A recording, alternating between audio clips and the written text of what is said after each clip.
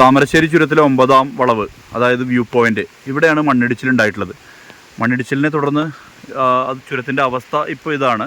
ഭാഗികമായി വാഹനങ്ങൾ ഇന്നലെ രാത്രി കടത്തിവിട്ടിരുന്നു.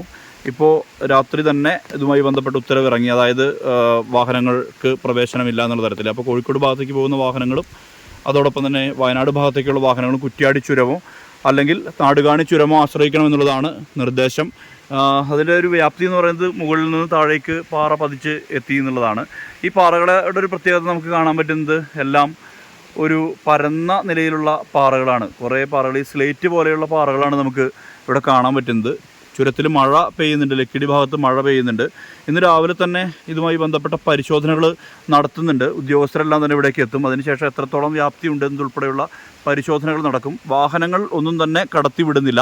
അതുകൊണ്ട് തന്നെ എല്ലാവരും ഈ ഗതാഗതത്തിന് ആശ്രയിക്കേണ്ടത് മറ്റ് 2 ചുരങ്ങളെ,